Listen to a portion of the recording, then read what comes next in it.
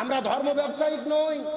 গতকালকে দেখলাম সালাউদ্দিন সাহেব মাথায় টুপি দিয়ে, মুখের মধ্যে দাড়ি তো নাই, মাথায় টুপি পাঞ্জাবি পরে কি সুন্দর চেহারা বক্তব্য দিচ্ছে, আমরা ক্ষমতায় গেলে কোরআন সুন্নাহ বিরোধী কোনো আইন করব না।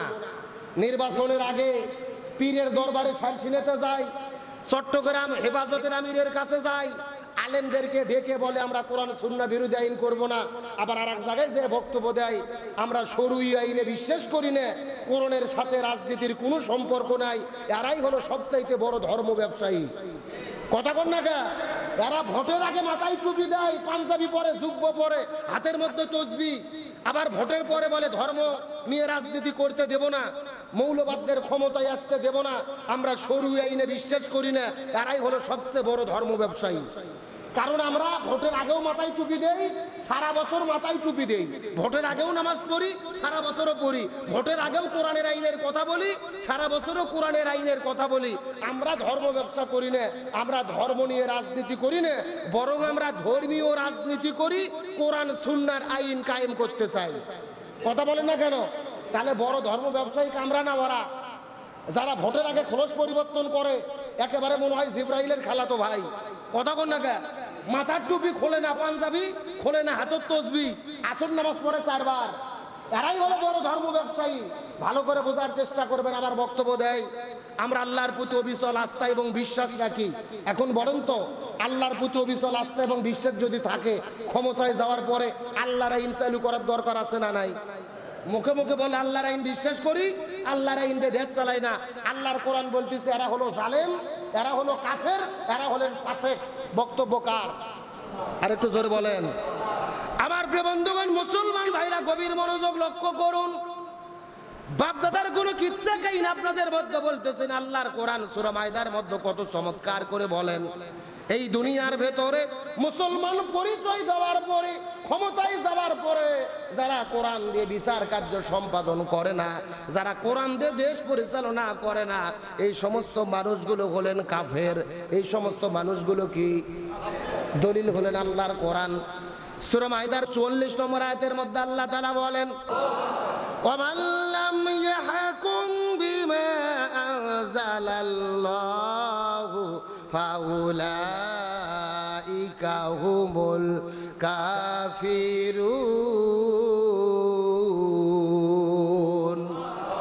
আল্লাহ রাব্বুল আলামিন কত চমৎকার করে বলেন, এই দুনিয়ার ভিতরে মুসলমান পরিচয় দিয়ে ক্ষমতায় যাওয়ার পরে ওয়ামান লাম ইয়াহকুম বিমা আনজালাল্লাহ, ওয়ামান মানে যারা, লাম ইয়াহকুম বিচার করে না, ফায়সালা করে না, বিমা আনজালাল্লাহ আমি আল্লাহ তাআলা তাদের প্রতি যে কোরআন নাজিল করেছি, এই কোরআন দিয়ে যারা বিচার করে না, উলাইকা হুমুল কাফিরুন, এই মানুষগুলোই হলেন কাফের।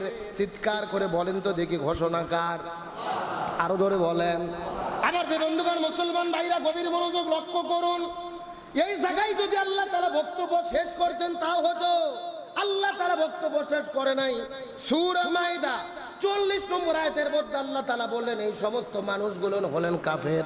আর 45 নম্বর আয়াতের মধ্যে আল্লাহ তাআলা বললেন তারা শুধু কাফের নয়, বরং হলেন তারা জালেম।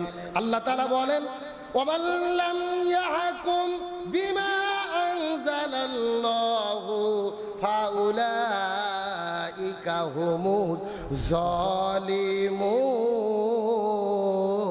জালিমুন। আল্লাহ তাআলা প্রথম বললেন যারা কোরআন দিয়ে বিচার করে না, কোরআন দিয়ে দেশ পরিচালনা করে না, এরা হলেন কাফের। আর 2 নম্বর আল্লাহ তাআলা বললেন তারা শুধু কাফের নয়, এই মানুষগুলো হলেন জালেম। তার মানে বোঝা গেল যেখানে কোরআনের বিচার থাকে না, ওই জায়গার ভেতরে জালেমের রাজত্ব কায়েম হয়। ভালো করে বুঝবেন। আল্লাহ প্রথমে বললেন যারা কোরআন দিয়ে বিচার করে না তারা কি? তারা কাফের। পরে রাইতে আল্লাহ বলছেন তারা শুধু কাফের না, তারা কি? এখন আপনি বক্তব্য দিচ্ছেন আমরা কোরআন সুন্নাহ বিরোধী কোনো আইন করব না, আবার বলতেছেন শরীয়ত আইনে বিশ্বাস করি না। তার মানে আপনি শরীয়তের আইন দিয়ে দেশ চালাবেন না, বাগদাদার নীতি দিয়ে দেশ চালাবেন। তাহলে যেখানেই কোরআনের আইন থাকে না, কোরআনের বিচার থাকে না, এরা হলো জালেম। এরা কি? বক্তব্য কি আমার না আল্লাহর? আমার প্রিয় বন্ধুগণ, মুসলমান ভাইরা গভীর মনোযোগ লক্ষ্য করুন। আল্লাহ তাআলা প্রথম বললেন তারা কাফের, 2 নম্বর বললেন তারা জালেম। এই জায়গার মধ্যে আল্লাহ তাআলা শেষ করে নাই, একই সূরার ভেতরে 47 নম্বর আয়াতের ভেতরে আল্লাহ সুবহানাহু ওয়া তাআলা আবার কত চমৎকার করে বর্ণনা করে বললেন, ওয়া মান লাম ইয়াহকুম বিমা আনজালাল্লাহু ফাউলাইকা হুমুল ফাসিকুন।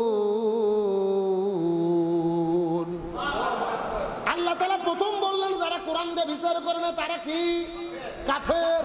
2 নম্বর আল্লাহ তাআলা বললেন যারা কোরআন দিয়ে বিচার করে না তারা হলেন জালেম।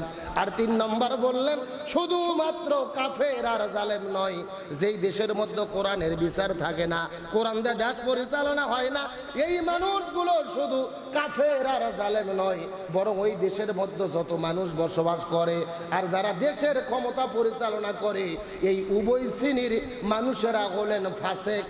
তার মানে এরা কখনো প্রকৃতপক্ষে ইমানদার হতে পারবে না। 3 নম্বর আল্লাহ বলেন ফাসেক। ফাসেক কাদের বলে? আল্লাহকে স্বীকার করে, রসুলকে স্বীকার করে, কিন্তু আল্লাহ রসুলের আইন মানে না, এদেরকে বলা হয় ফাসেক। তাহলে যারা কোরআন দিয়ে বিচার ফায়সালা করেন এরা জালেম, এরা কাফের, এরা ফাসেক। এখন চিৎকার করে বলেন আমরা কি কাফের হতে চাই, জালেম হতে চাই, ফাসেক হতে চাই? যদি কাফের, জালিম আর ফাসেক হতে না চাই, জমিনদার আইন চলবে তার, পুরো জমিনের ভেতরে কার আইন পরিচালনা করতে হবে? সুতরাং ভুল বুঝবে না, নির্বাচনের আগে ধর্ম ব্যবসায়িকদের আবির্ভাব ঘটে, মিষ্টি মিষ্টি কথা বলে, কিন্তু ক্ষমতা পাওয়ার পরে কোরআনের বিরুদ্ধে দাঁড়ায়। এই বিষয়টি আমরা 14 বছর ধরে দেখতে পাচ্ছি। কথা বলেন ঠিক কিনা? আমার বন্ধুগণ, মুসলমান ভাইরা গভীর মনোযোগ লক্ষ্য করুন। তাহলে আমি আপনাদের মধ্যে আলোচনাটা শুরু করেছিলাম, ইমানদার মুসলমান যারা হবে সর্ব অবস্থায় আমাদেরকে ভরসা করতে হবে কার উপর? আরো জোরে বলেন, আর আল্লাহর উপর যদি ভরসা করে আমাদের জন্য কোনো ভয় নাই, কোনো টেনশন নাই। এই কথা আল্লাহ তাআলা পবিত্র কোরআনুল কারীমের অন্য জায়গার মধ্যে বলেন, সূরা হামিম সিজদার 30 নম্বর আয়াতের মধ্যে বলেন, ইন্নাল্লাযীনা ক্বালু রাব্বুনাল্লাহু সুম্মা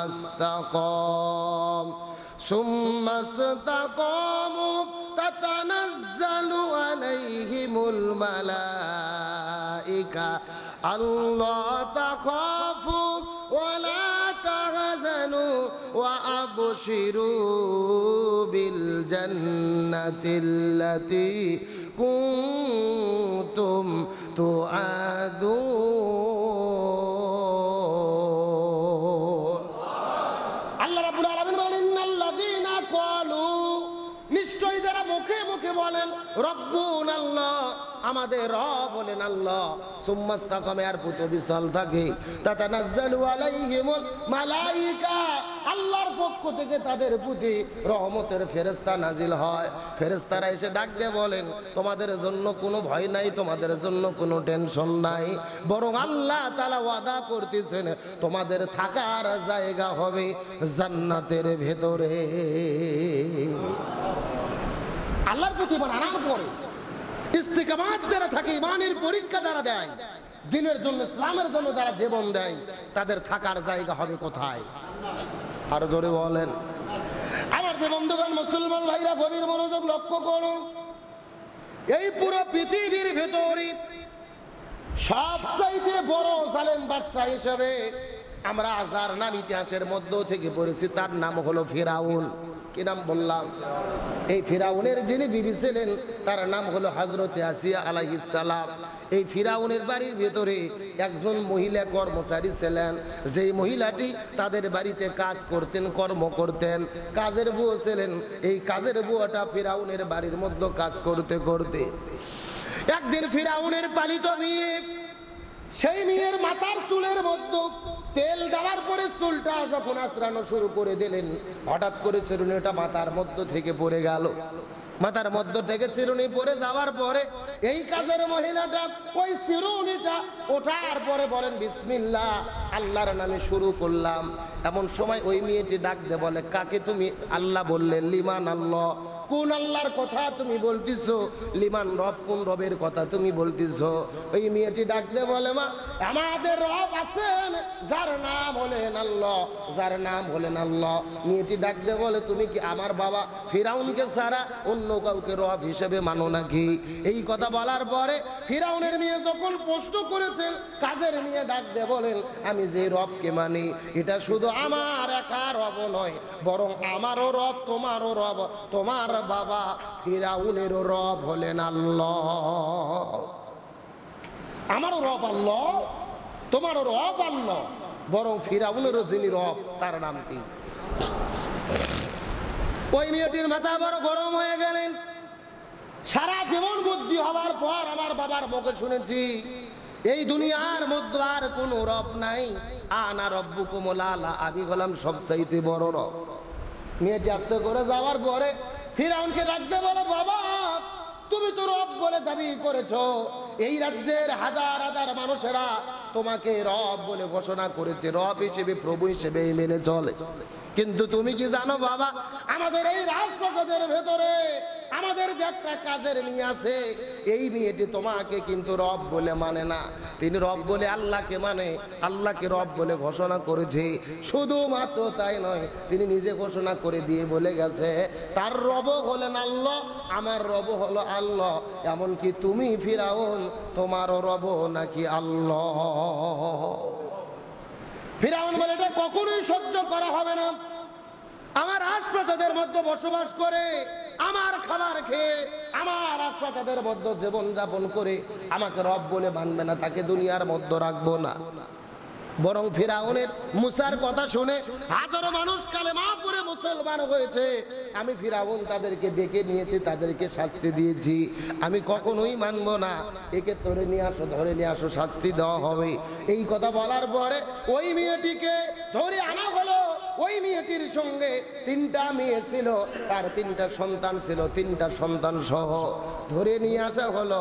আসার পরে সুন্দর করে একটা ডেকচির মধ্যে নিচে আগুন জ্বালাইয়া দিয়া আগুনগুলো দাউ দাউ করে জ্বালা শুরু করলেন। তেলের উপরে তেলগুলো টকবক টকবক টকবক টকবক করে ফোটা শুরু করলেন। ফিরাউন ডাকতে বলে, মেয়ে তুমি যদি কালেমা না পড়ো, তুমি যদি কালেমা না ছাড়ো, আল্লাহকে রব বলে মানা না ছেড়ে দাও, আল্লাহর প্রতি তুমি আমার এনেছো সেটা ছেড়ে আমাকে রব বলে দাবি না করো, এই যে ফুটন্ত তেল দেখতেছো, এই তেলের ভেতরে তোমার সন্তানদেরকে আমি কিন্তু তেলের মধ্যে ফেলে বিদায় করে দেব। তার কারণ আমি জানি এই দুনিয়ার ভেতরে প্রত্যেকটা বাবা মা নিজেদের জীবনের চাইতে যাকে বেশি মহব্বত করে, বেশি ভালোবাসে, সেগুলোই হলো সন্তান। তার কারণ বাবা মা চিন্তা করে আমরা যদি দুনিয়া থেকে বিদায় নিয়ে চলে যাই আমাদের কোনো আফসোস নাই, তার বিনিময়ে হলেও আমাদের সন্তান যেন বেঁচে থাকে।